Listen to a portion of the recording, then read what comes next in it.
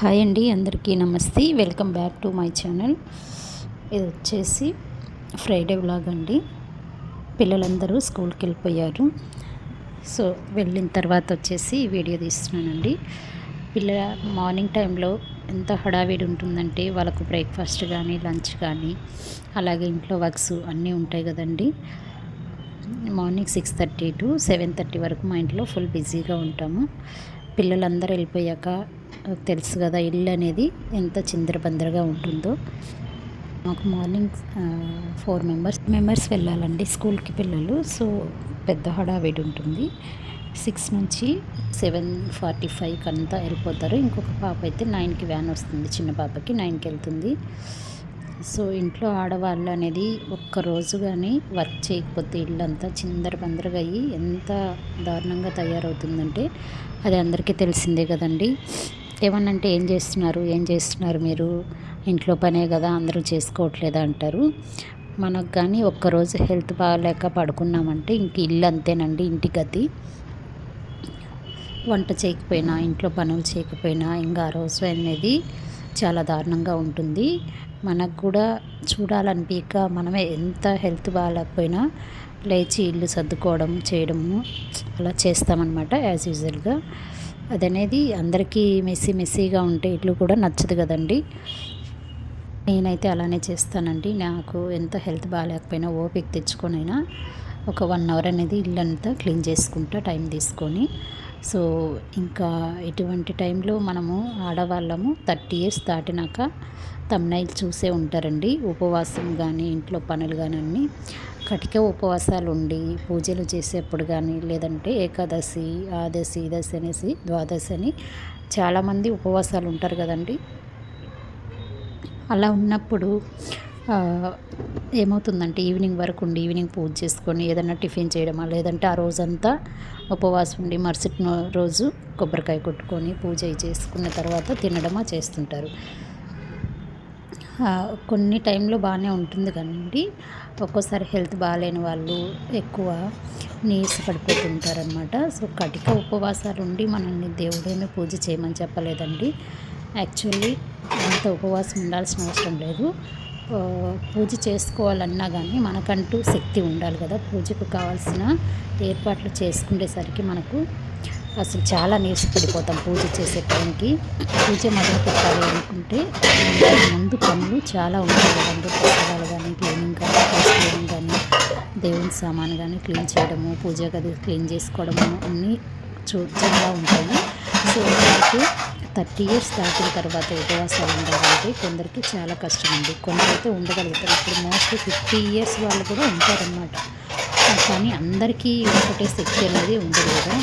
So నాకు ఇది ఎందుకు అనిపించిందంటే, యాక్చువల్లీ ఎస్టర్డే వచ్చేసి నేను కొంచెం మార్నింగ్ టిఫిన్ లేట్గా చేశాను. సో ఆఫ్టర్నూన్ తినాలనిపించక ఇలా నిద్రపోయాను. ఒకటేసారి నైట్ తినేసి అప్పుడైతే ఎందుకు అనిపించిందంటే చాలా నీరసంగా అనిపించింది. హ్యాండ్స్ కూడా షేక్ అవుతున్నాయి అన్నమాట. ఎందుకో మరి నాకు అర్థం కాలేదు. గడప పూజ చేసుకుందాం అనేసి గురువారం నా ఈవినింగ్ తలస్నానం చేసి చేసుకుందాం అనుకుంటే రియల్గా లిటరల్లీ చెప్పాలంటే చాలా నీరసం వచ్చేసింది. నేను ఉండేది ఉపవాసం కూడా కాదండి. యాక్చువల్లీ ఒక పూట తిన్నాను, ఇంకొక పూట సరే ఆకలి అవ్వట్లేదు, ఈవినింగ్ తిందామనుకుంటే ఎంత నీరస పడిపోయానో నాకు అనిపించింది.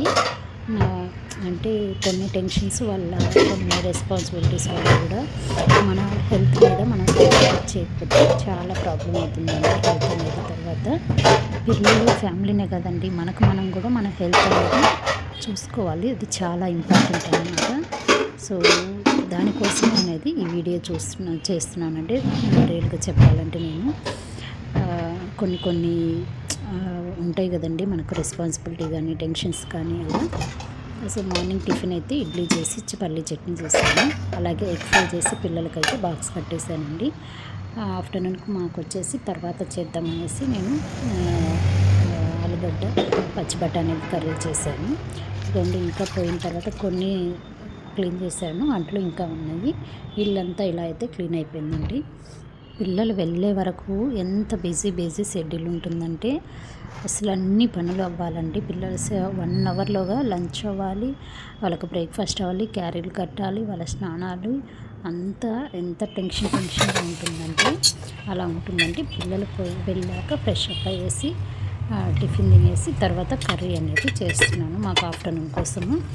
చాలా సింపుల్ అండి ఇదైతే. కుక్కర్లోనే చేసేస్తున్నాను. ఆఫ్టర్నూన్ లంచ్ కోసం అనేసి పచ్చి బఠానీలు ఆలుగడ్డ కర్రీ చేస్తున్నాను.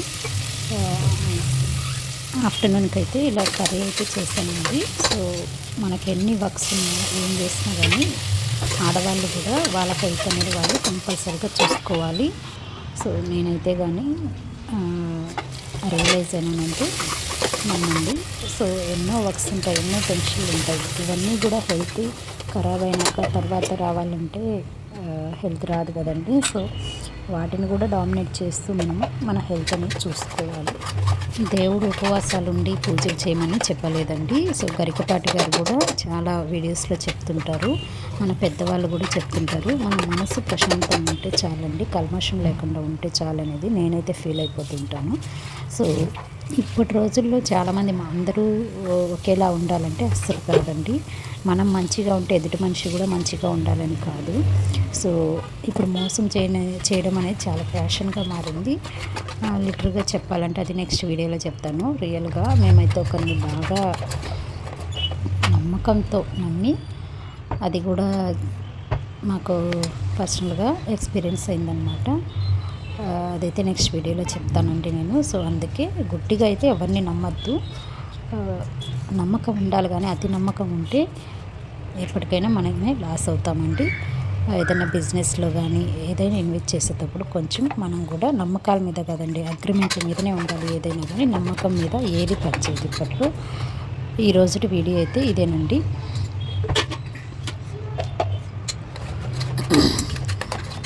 ఇలా అయితే అయిపోయిందండి. సో నేనైతే చెప్పడం ఏంటంటే ఈ వీడియోలో ఆడవాళ్ళు కూడా వాళ్ళకంటూ ఒక సమయాన్ని కేటాయించుకొని హెల్త్ మీద కాన్సన్ట్రేషన్ చేయడం చాలా బెటర్ అండి. హెల్త్ పోతే ఇంకేది రాదన్నమాట. తర్వాత ఎంత డబ్బున్నా ఏం చేసినా కానీ హెల్త్ అనేది ఖరాబ్ అయితే మనకు ఏది యూస్ అవ్వదండి.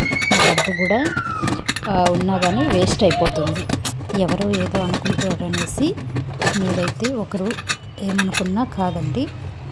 ఒకరు మనం తప్పు చేయనంత వరకు ఎవరేమనుకున్నా మనం పట్టించుకోని అవసరం లేదు. సో ఒకరు అనుకుండేదని కాకుండా మన పని మనం చేసుకుంటూ వెళ్ళిపోవాలన్నమాట. మనం ఫైనాన్షియల్గా కానీ ఇంట్లో కానీ అన్ని విధాలు స్ట్రాంగ్గా ఉంటే ఎవరేమనుకున్నా మనం పట్టించుకోని అవసరం లేదు. ఎవరు కూడా నోరులు ఎత్తి మనల్ని అనరన్నమాట. ఇదైతే ఓపెన్ ఫ్యాక్ట్ అండి. ఈ వీడియో కనుక మీకు నచ్చినట్లయితే లైక్ చేసి షేర్ చేసి సబ్స్క్రైబ్ చేసుకోవడం మాత్రం మర్చిపోవద్దు. ఎవరినన్నా బాధ పెట్టేలాగా కానీ మాట్లాడుంటే సారీ.